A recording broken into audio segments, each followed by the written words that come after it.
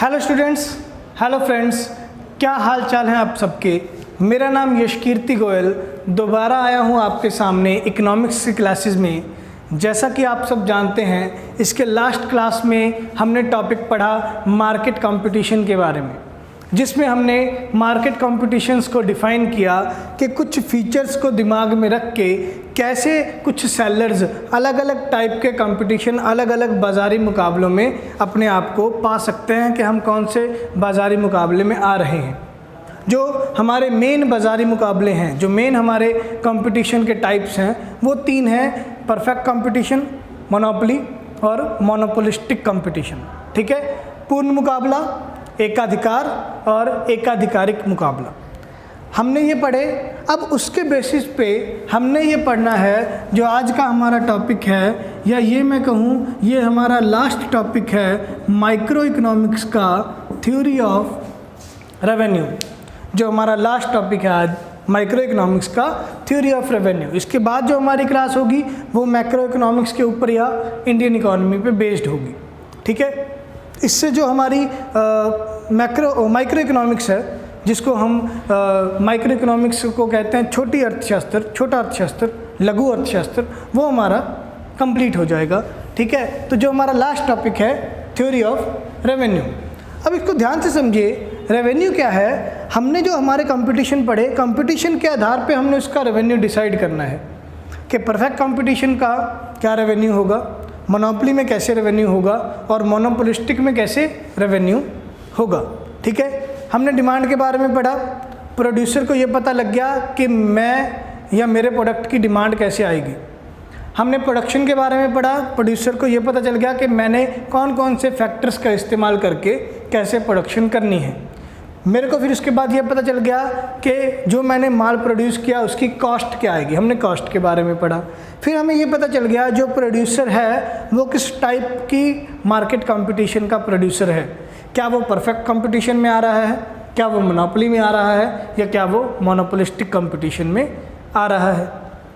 ठीक है, तो हमने अब उसके बेसिस पे उनके रेवेन्यू का, उनकी कमाई का निर्धारण करना है कि कैसे किसी प्रोड्यूसर को कमाई होगी। ठीक है, तो आइए शुरू करते हैं आज की क्लास। जो आज का टॉपिक रहेगा थ्योरी ऑफ रेवेन्यू।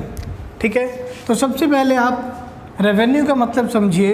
रेवेन्यू क्या है? Money receipts from all the products which are sold. Money receipts from all the products which are sold. वो सारे प्रोडक्ट्स जो बिक चुके हैं उनसे जो पैसा मिला वो क्या होगा हमारे लिए? रेवेन्यू। हिंदी में हम इसको क्या बोलेंगे? कमाई। हिंदी में हम इसको क्या बोलेंगे? कमाई। ठीक है, या आमदन। तो जो कहते हैं आमदन है किसी प्रोड्यूसर को या कमाई है, वो कहाँ से मिलेगी, कैसे मिलेगी? जो भी उसके प्रोडक्ट्स हैं, जो भी उसकी वस्तुएं हैं, उनको बेच के जो उसको टोटल कैश, टोटल पैसा मिलेगा, वो क्या होगा? उसके लिए रेवेन्यू होगा। क्लियर है रेवेन्यू का मीनिंग? पर इसमें आप ये चीज़ देखिए कि यहाँ पे हमने क्या लिया कि जो सारा पैसा मिलेगा वस्तुओं को बेच के, या वस्तुओं को बेचने के बाद जो पैसा मिलेगा वो होगा हमारे लिए रेवेन्यू। इसका मतलब रेवेन्यू में, कमाई में आपका लाभ आएगा, बीच में ही आएगा। रेवेन्यू में प्रॉफिट का हिस्सा होगा। इसका मतलब रेवेन्यू का फॉर्मूला क्या बन जाएगा? रेवेन्यू का फॉर्मूला क्या बन जाएगा? रेवेन्यू बराबर होगा कॉस्ट प्लस प्रॉफिट। रेवेन्यू किसके बराबर होगा? कॉस्ट और प्रॉफिट के। ठीक है, हमारी कमाई किस चीज़ के बराबर है? लागत जमा लाभ। जितनी आपकी लागत लगी उसमें आपने कुछ लाभ का अंश जोड़ दिया, उसमें आपने अपने प्रॉफिट का हिस्सा जोड़ दिया, तो वो क्या बन जाएगी? आपकी कमाई हो जाएगी। कि आपको टोटल इतना पैसा मिला है अपनी वस्तुएं बेच के, जिसमें से जो आपको पैसा मिला उसमें से आपकी इतनी लागत है और उतनी आपके जो बच जाएगा वो लाभ होगा। तो लाभ को, प्रॉफिट को निकालने का भी हमारे पास क्या फॉर्मूला बन गया? प्रॉफिट को निकालने का। प्रॉफिट को इकोनॉमिक्स में हम पाई के साथ डिनोट करते हैं। इकोनॉमिक्स में हम प्रॉफिट को पाई के साथ डिनोट करते हैं। तो प्रॉफिट कैसे निकलेगा? रेवेन्यू में से हम कॉस्ट माइनस कर देंगे, रेवेन्यू में से हम कॉस्ट माइनस कर देंगे, कमाई में से लागतें माइनस कर देंगे, तो जो बच जाएगा वो क्या होगा? हमारे लिए लाभ होगा, प्रॉफिट होगा। ठीक है, तो कमाई में, रेवेन्यू में और प्रॉफिट में डिफरेंस क्लियर हो गया है। रेवेन्यू में और प्रॉफिट में डिफरेंस क्लियर हो गया है। रेवेन्यू क्या है? जो सारे वस्तुओं को बेच के जो कैश मिलेगा वो रेवेन्यू, वो कमाई। हमारी कमाई में से हम लागतें निकाल देंगे तो जो चीज़ बचेगी हमारे पास, हमारा लाभ बचेगा। क्लियर है? नेक्स्ट करते हैं थ्योरी ऑफ रेवेन्यू में हम नेक्स्ट पढ़ेंगे types of revenue. Types of revenue. ठीक है, सबसे पहले क्या होगा? TR। TR मतलब टोटल रेवेन्यू। सबसे पहले होगा TR, that is total revenue, कुल कमाई। कुल कमाई, टोटल रेवेन्यू कैसे निकालेंगे? किसी भी चीज़ का क्या प्राइस है, किसी भी चीज़ का क्या प्राइस है उसको मल्टीप्लाई कर देंगे क्वांटिटी के साथ, उसको मल्टीप्लाई कर देंगे क्वांटिटी के साथ। तो आपने जो चीज़ जितने की बेची और उसकी कितनी इकाइयाँ, कितनी यूनिट्स बेची, उनको हम गुना करेंगे तो वो क्या होगा? Total revenue. मान लीजिए हम आइसक्रीम की एग्जांपल लेते हैं। कोई एक आइसक्रीम 20 रुपये की है और सुबह से लेकर शाम तक उसके 100 यूनिट्स बिक गए हैं, तो कमाई कितनी हो गई? 20 गुना 100, 2000 रुपये, है ना? क्लियर है? तो इस तरीके से हम निकालेंगे हमारा टोटल रेवेन्यू। इसके बाद आएगा AR, average revenue. Average revenue, औसत कमाई। औसत कमाई, औसत कमाई क्या है? कि अगर आप एक चीज़ बेचते हो, एक इकाई बेचते हो, आप जो भी प्रोडक्ट बेच रहे हो उसकी एक यूनिट बेचोगे तो आपको कितनी कमाई होगी। इसका फॉर्मूला बहुत आसान है, कहते हैं टोटल रेवेन्यू को डिवाइड कर दो क्वांटिटी के साथ। टोटल रेवेन्यू, जितनी कुल कमाई हुई उसको कितनी इकाइयाँ बिकी, जो आपको टोटल कमाई हुई, टोटल रेवेन्यू हुआ, उसको क्वांटिटी से डिवाइड कर देंगे, हमारे पास क्या आ जाएगा? एवरेज आ जाएगी। एक कमाई को, एक वस्तु को बेचने की कमाई आ जाएगी, एवरेज रेवेन्यू। और अगर ये फॉर्मूला में मैं देखूं, इस फॉर्मूला के अकॉर्डिंग टोटल रेवेन्यू को क्वांटिटी से डिवाइड कर दिया, ठीक है, क्वांटिटी यहाँ गुना में है तो इसको उधर भाग में ले गए, तो मतलब जो एवरेज रेवेन्यू है मेरे पास, एवरेज रेवेन्यू क्या आ गया? एवरेज रेवेन्यू ही क्या होगा? मेरा प्राइस होगा। तो जो हमारा प्राइस है, हमारा मूल्य है, वही हमारा एवरेज रेवेन्यू, औसत कमाई होता है। सही बात है? अगर एक आइसक्रीम मेरी 20 रुपये की है तो इसका मतलब मुझे एक आइसक्रीम बेच के कितनी कमाई होगी? 20 रुपये। तो जो मेरा मूल्य है वही मेरी औसत कमाई है। क्लियर है? ये हो गया टोटल रेवेन्यू और एवरेज रेवेन्यू। इसके बाद तीसरे टाइप का जो रेवेन्यू है, जो तीसरे टाइप का रेवेन्यू है वो है हमारे पास marginal revenue. Marginal revenue, Hindi में हम इसको बोलेंगे सीमांत कमाई। सीमांत कमाई। अब मैंने आपको बताया हुआ है जहाँ भी मार्जिनल वर्ड आ जाए इसका मतलब कुछ एडिशन, नेक्स्ट यूनिट। ठीक है, तो मार्जिनल रेवेन्यू क्या होगा? मार्जिनल रेवेन्यू का क्या मीनिंग है कि आपने अगर एक एक्स्ट्रा यूनिट बेची, उसको बेच के आपके टोटल रेवेन्यू में कितना चेंज आएगा। ठीक है, अगर आप पहले जितनी चीज़ें बेच रहे हो उसमें आपने एक और एक्स्ट्रा चीज़ बेची, मान लीजिए पहले आप 10 वस्तुएं बेच रहे हो, अभी आपने 11वीं वस्तु बेची, तो 11वीं वस्तु के बिकने पर जो आपकी कुल कमाई में बदलाव होगा वो क्या होगा? आपका marginal revenue. The change in the total revenue by selling an additional unit of the product is called as marginal revenue. तो मार्जिनल रेवेन्यू का क्या फॉर्मूला बन जाएगा? Total revenue of n units minus total revenue of n minus 1 units. Clear है? ये तो easy है। ठीक है, कि 10 आइसक्रीम बेच के 200 रुपये की कमाई होती है, 11 आइसक्रीम बेच के 250 रुपये की कमाई होती है, तो 11वीं आइसक्रीम आपको कितने रुपए दे रही है? 250 माइनस 200, 11वीं आइसक्रीम आपको 50 रुपये दे रही है। क्लियर है? एवरेज रेवेन्यू, टोटल रेवेन्यू और मार्जिनल रेवेन्यू, ये है हमारे टाइप्स ऑफ रेवेन्यू। क्लियर है? अब हमने रेवेन्यू को या थ्योरी ऑफ रेवेन्यू को समझना है किस चीज़ के आधार पे? हमने समझना है इसको हमारे मार्केट कंपटीशन के आधार पे, कि जो मेरा परफेक्ट कंपटीशन है या मेरा मोनोपोली है या मोनोपोलिस्टिक कंपटीशन है, उसमें किस किस तरह की कमाई होती है। इसको ध्यान से समझिएगा। सबसे पहले हम पढ़ते हैं परफेक्ट कंपटीशन में। सबसे पहले हम पढ़ेंगे परफेक्ट कंपटीशन। परफेक्ट कंपटीशन की फीचर्स याद करिए, हमने लास्ट क्लास में पढ़ा था परफेक्ट कंपटीशन के फीचर्स में, कि परफेक्ट कंपटीशन में क्या होगा, आपका जो प्रोडक्ट है वो सेम रेट पे बिकेगा। हर दुकानदार आपके प्रोडक्ट को एक ही रेट पे बेचेगा। इसका मतलब जो आपका प्राइस है या जो आपका एवरेज रेवेन्यू है वो क्या होगा? कांस्टेंट होगा। प्राइस या एवरेज रेवेन्यू आपका क्या होगा? कांस्टेंट होगा। तो इसको एक टेबल की सहायता से समझते हैं।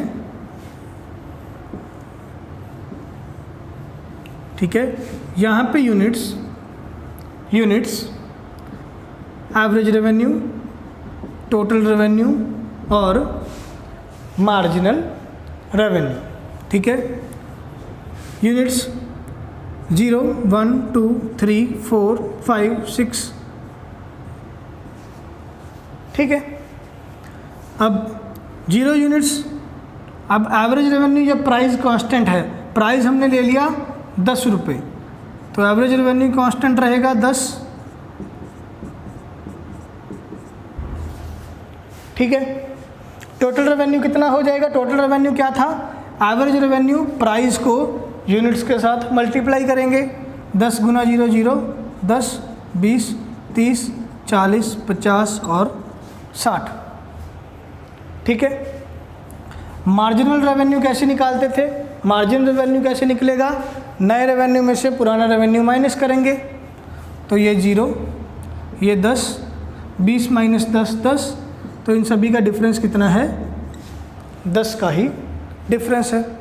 तो परफेक्ट कंपटीशन में मुझे क्या देखने को मिला कि AR, परफेक्ट कंपटीशन में मुझे क्या देखने को मिला?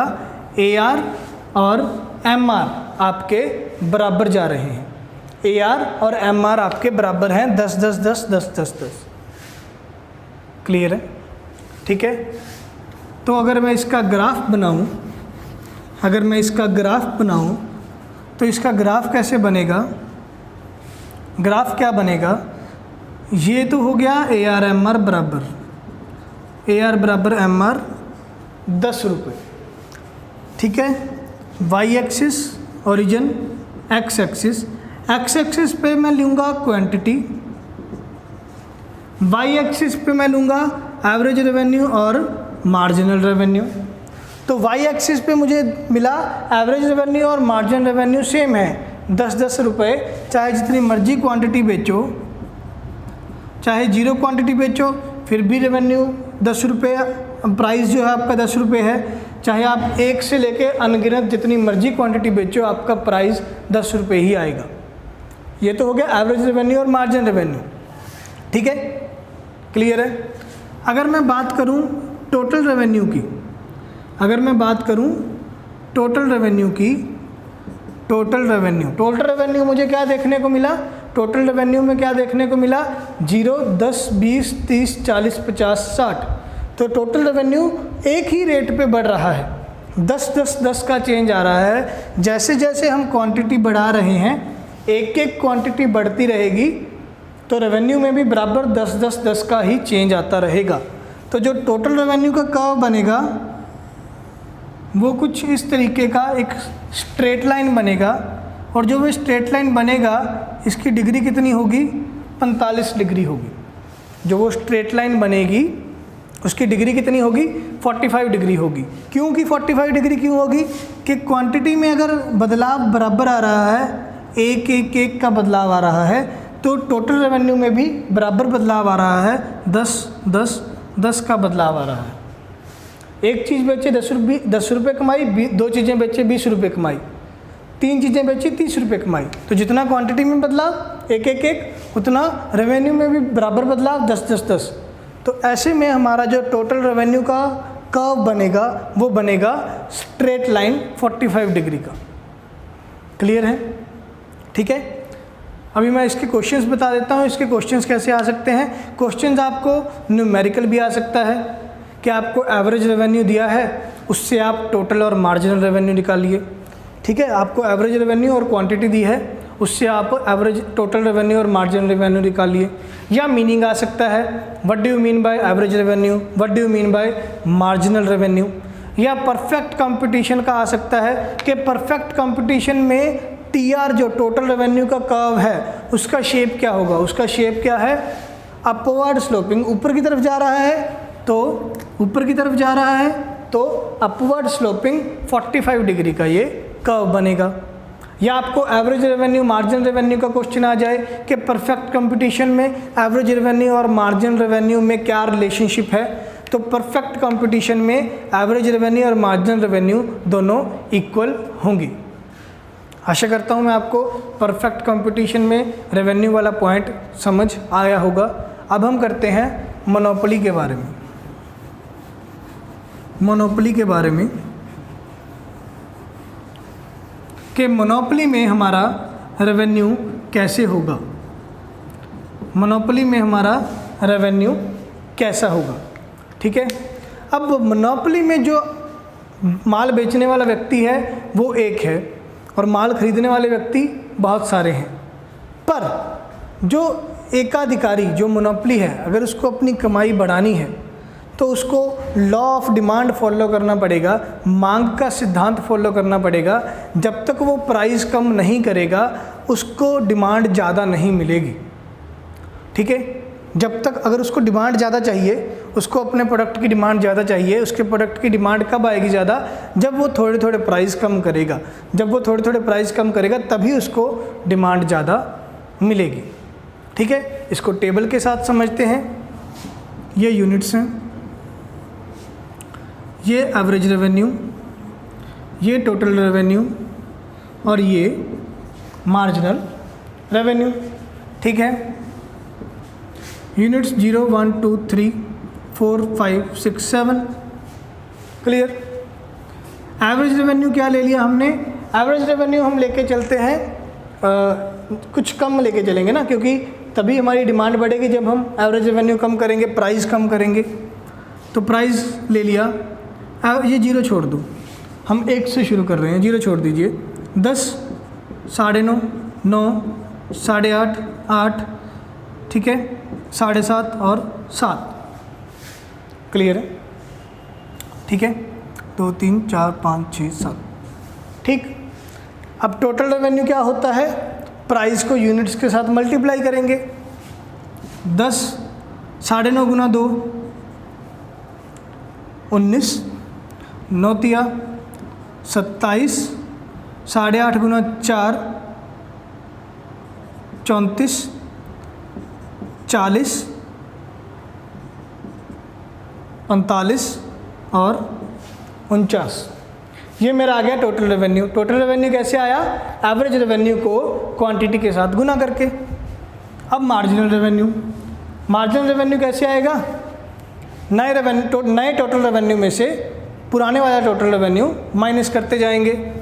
तो यहाँ पे तो 10 ही, 9, 8, 7, 6, 5 और 4। क्लियर है? ये चीज़ देख के, मोनोपोली के इस पॉइंट को देख के मुझे क्या देखने को मिला कि एवरेज रेवेन्यू अगर आधा आधा कम हो रहा है, प्राइस अगर आधा आधा कम हो रहा है, तो मार्जिनल रेवेन्यू 1-1 रुपये से कम हो रहा है। अगर मैं एवरेज रेवेन्यू को आधा आधा रुपया कम कर रहा हूँ तो मार्जिनल रेवेन्यू मेरा 1-1 रुपया कम हो रहा है। ऐसा क्यों होगा? ऐसा क्यों होगा, ये जानने के लिए आपको अपनी थोड़ी पीछे वाली इलास्टिसिटी वाली याद करनी होगी क्लास। इलास्टिसिटी वाले पॉइंट में हमने क्या किया था कि जो इन इलास्टिक डिमांड होती है, जो इन इलास्टिक डिमांड होती है कि आप प्राइजेज़ कम कर रहे हो पर आपकी डिमांड पे ज़्यादा फ़र्क नहीं आएगा। अगर आप प्राइजेस कम कर रहे हो तो आपके डिमांड में उतना फ़र्क नहीं आएगा, क्योंकि माल बेचने वाला व्यक्ति ही एक है।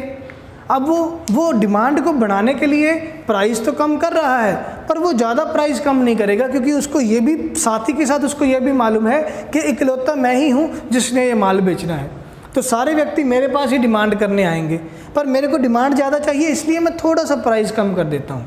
तो थोड़ा सा प्राइस कम होगा तो उसकी डिमांड में थोड़ा थोड़ा चेंज आना शुरू हो जाएगा। पर क्योंकि इन इलास्टिक डिमांड है तो प्राइस में चेंज आने पर क्वांटिटी में इतना ज़्यादा चेंज नहीं आएगा, क्योंकि वही एक बंदा है जो माल बेच रहा है। ठीक है, तो अगर इसका मैं ग्राफ बनाऊं, इसका ग्राफ बनाएं तो इसका जो ग्राफ बनेगा वो कुछ इस तरीके का बनेगा। एवरेज रेवेन्यू क्या है, ज़्यादा है, 10, 9.5, 9, 8.5, 8। ठीक है, तो ये तो हो गया एवरेज रेवेन्यू। कम हो रहा है ना, एवरेज रेवेन्यू कम हो रहा है तो इसको ये नीचे की तरफ की कर्व बनेगी। ठीक है, मार्जिनल रेवेन्यू एवरेज रेवेन्यू से ज़्यादा स्पीड पे कम हो रहा है। अगर एवरेज रेवेन्यू 0.5 कम हो रहा है, मार्जिनल रेवेन्यू 1 पॉइंट कम हो रहा है, तो मार्जिनल रेवेन्यू वाली जो कर्व है वो इससे नीचे बनेगी, वो इससे नीचे बनेगी। ठीक है, ये हो गया मार्जिनल रेवेन्यू।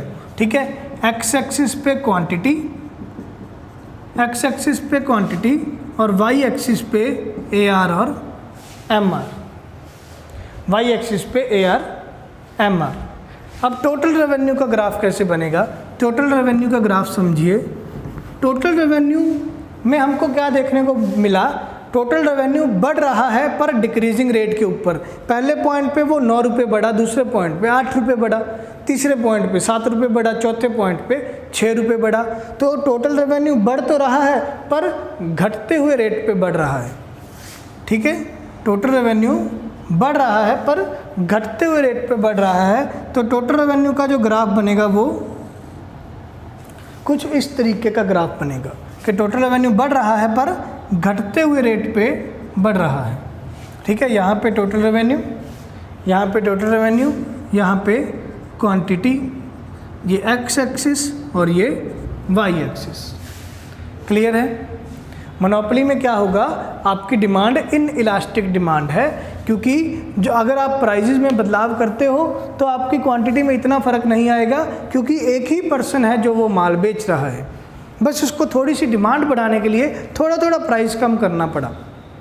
पर जब उसने थोड़ा थोड़ा प्राइस कम किया तो उसका मार्जिन रेवेन्यू थोड़ा सा ज़्यादा कम हो गया, तो इसलिए AR थोड़ी ऊपर बनेगी, MR उसके नीचे बनेगी। और टोटल रेवेन्यू में हमें क्या बदलाव देखने को मिला, टोटल रेवेन्यू बढ़ तो रहा है पर घटते रेट पे, total revenue is increasing at A decreasing rate. तो इसका ग्राफ है जो वो इस तरीके का बन गया। क्लियर है। मैं एक्सपेक्ट करता हूँ आपको मोनोपोली वाला रेवेन्यू थ्योरी भी अच्छे से समझ लग गई होगी। लास्ट पॉइंट है हमारा मोनोपोलिस्टिक का, लास्ट पॉइंट है हमारा मोनोपोलिस्टिक कंपटीशन का, कि मोनोपोलिस्टिक कंपटीशन में आपका रेवेन्यू सिस्टम कैसे चलेगा। ठीक है, मोनोपोलिस्टिक सिस्टम में आपका रेवेन्यू सिस्टम कैसे चलेगा। मोनोपोलिस्टिक सिस्टम में हमें मालूम है कि मोनोपोलिस्टिक में क्या होगा, मोनोपोलिस्टिक सिस्टम में हमें क्या देखने को मिलेगा कि मोनोपोलिस्टिक कंपटीशन में कंपटीशन बहुत ज़्यादा है। मोनोपोलिस्टिक कंपटीशन में कंपटीशन बहुत ज़्यादा है, क्योंकि नंबर ऑफ़ फर्म्स बहुत ज़्यादा है।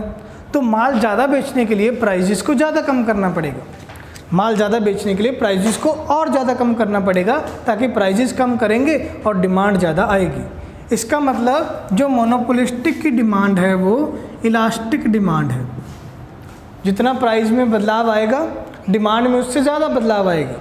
ठीक है, जैसे कि मान लीजिए हम एग्ज़ाम्पल लेते हैं मोबाइल की या लैपटॉप की या साबुन की, तेल की, जो ऐसी कंपनियां हैं ये क्या है, थोड़ा थोड़ा भी अगर प्राइस में बदलाव करती हैं तो डिमांड में बहुत ज़्यादा फ़र्क आ जाता है।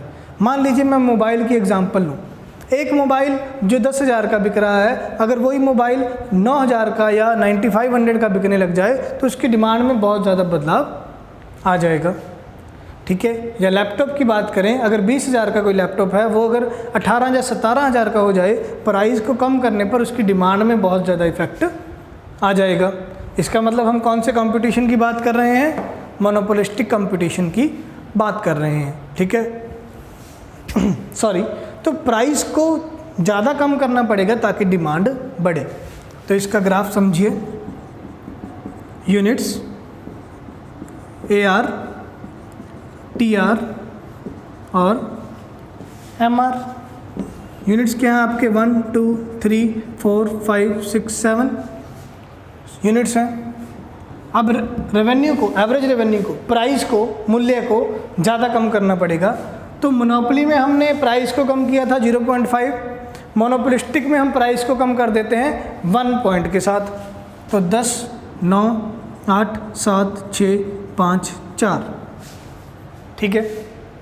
टोटल रेवेन्यू क्या होगा, average revenue multiply by quantity. तो 10 18 24 28 30 30 28, ठीक है। तो टोटल रेवेन्यू में मुझे क्या देखने को मिला, टोटल रेवेन्यू बढ़ा, फिर एक जगह पे जाके बराबर हो गया, फिर कम होना शुरू हो गया। मार्जिनल रेवेन्यू में क्या बदलाव आया, मार्जिनल रेवेन्यू में बदलाव देखिए, पहले पॉइंट पे तो 10, दूसरे पॉइंट पे 8 6 4 2 0 -2, ठीक है। मोनोपोली में हमने 0.5 से कम किया प्राइस को, तो मार्जिन रेवेन्यू 1 पॉइंट से कम हुआ। अब यहाँ पे हम एवरेज रेवेन्यू 1 पॉइंट से कम कर रहे हैं, तो मार्जिन रेवेन्यू 2 पॉइंट से कम होगा। मतलब अगर आप एवरेज रेवेन्यू को 1 पॉइंट से माइनस करते हो, कम करते हो, तो मार्जिन रेवेन्यू दुगना कम होगा। हमें ये चीज़ देखने को मिली। अगर आपको कल को क्वेश्चन आता है कि अगर प्राइजेज़ में हम 2 रुपये का गिरावट करते हैं तो मार्जिनल रेवेन्यू में, सीमांत कमाई में हमें कितना बदलाव देखने को मिलेगा। 2 रुपये अगर हमने कम किया मूल्य, तो सीमांत कमाई में 4 रुपये का जो है गिरावट आएगी। क्लियर है। तो ये चीज़ हमें देखने को मिली।